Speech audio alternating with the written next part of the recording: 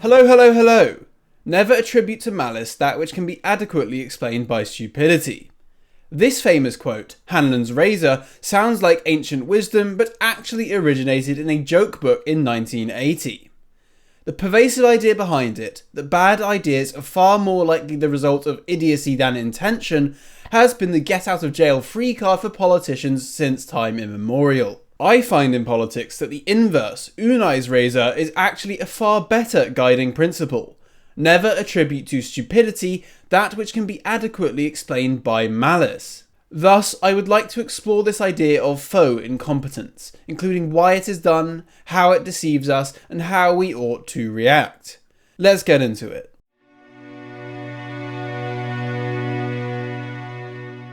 The first thing to consider when contemplating the notion of faux incompetence is the actual incentives of our politicians.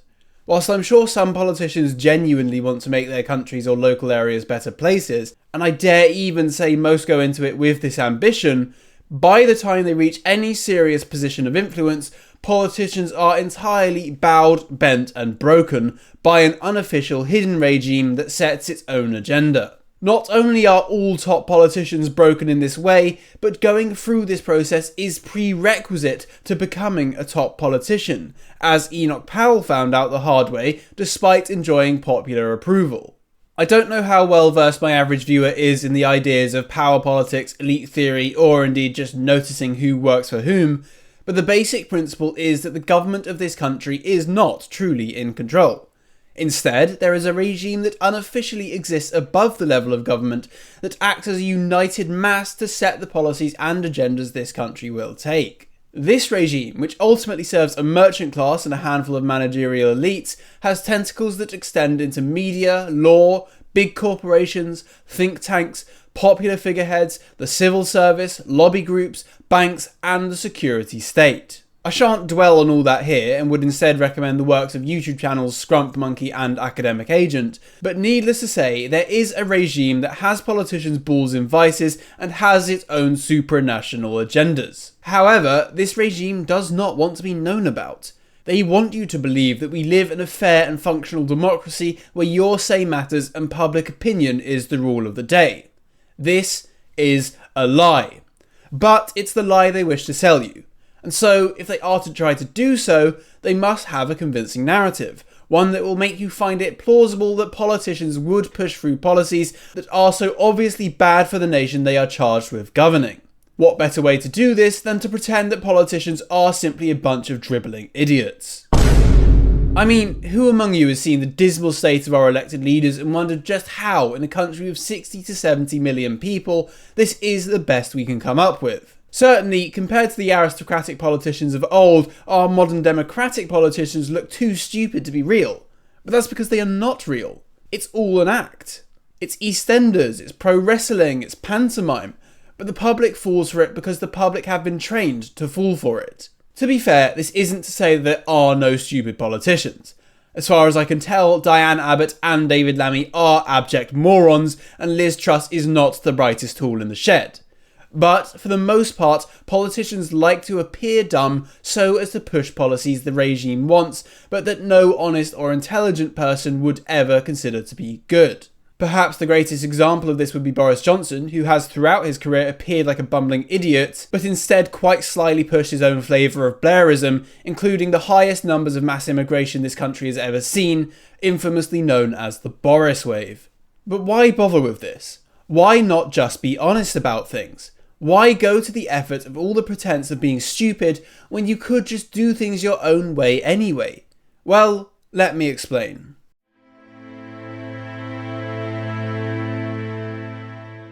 Part of the reason why politicians do this is, as I mentioned, it allows them to push policies that no honest and intelligent person would ever push, with an excuse just plausible enough that people don't realise what's actually going on. The reason to push such policies at all is perhaps too obvious to even bear mention. There are, of course, certain things that are in the interest of the handful of managerial elites and their paymasters, and against the interests of the general public on the whole. But still, why pretend at all? Why not just be true chads, say fuck you to the people and screw them over anyway? It's not like Joe Bloggs is going to take down the whole regime, is it? Well, to be fair, any regime is always slightly concerned about uprisings, and it does seem that the regime has been taking fewer risks and acting far more defensively of late, especially now that the internet has broken their monopoly on information. But beyond just this, the regime relies on at least some level of smooth national operation to sustain itself. The lights need to stay on, the products need to be purchased, and the taxes need to be paid.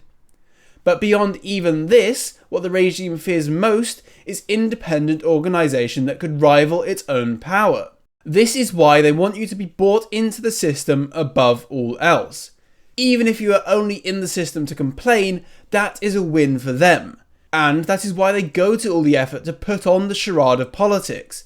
It's far easier to convince someone to stay brought into a system run by an incompetent but well-meaning leader than one run by an evil cabal that literally wants to exploit you until you die. At least with an incompetent leader, there is hope that the next one may be better. And so we all go on supporting the next Prime Minister, be that Tony Blair, Boris Johnson or Nigel Farage, hoping they're going to be different, but they never really are. Nominally liberal democratic regimes thrive through deception, as deception is the one thing they must rely on to keep you enslaved in the system. It is all an illusion, it is all essentially a script, but for the average person it is a very convincing one. But now, what does the deception achieve? How do people react? What are we doing wrong?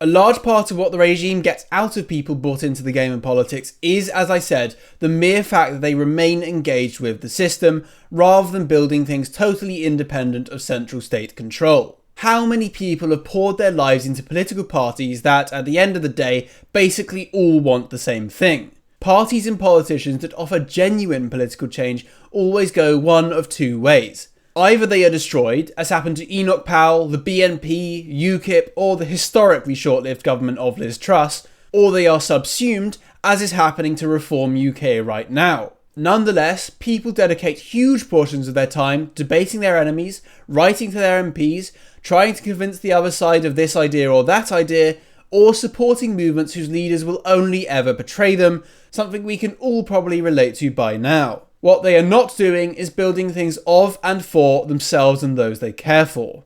I made a video about the top 10 mistakes that hold the right wing of this country back, but to be honest, those ideas really apply to the decent but deluded people of the nation on the whole. The regime wants you to try to win in the marketplace of ideas, because this leaves you stuck in an endless conversation with more and more people who will never all come to agree with you. It's like trying to bail out a ship that has a massive gaping hole. More importantly, no amount of persuasion can ever convince someone acting in bad faith with a hidden agenda to join your side. It is a massive waste of time to try to convince politicians that their ideas are wrong.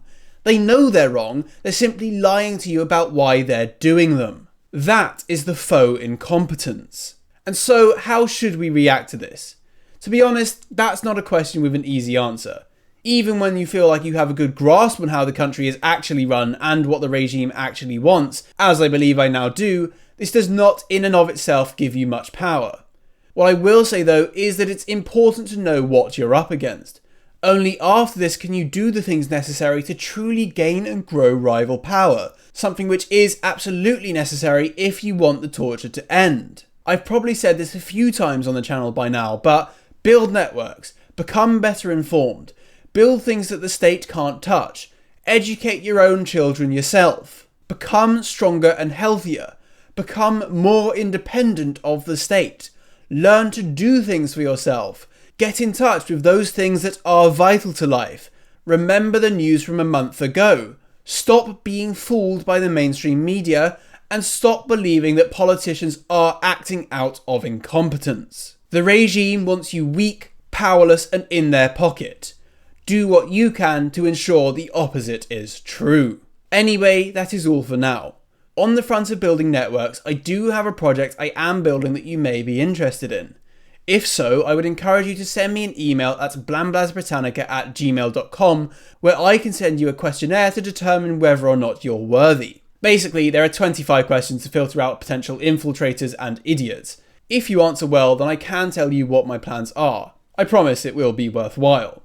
In the meantime, if you're only here for the videos, then that's more than enough for me. If you want to support me financially, I have a Buy Me a Coffee page link below. Otherwise, I would appreciate it if you liked and subscribed. And lastly, as always, God save the King.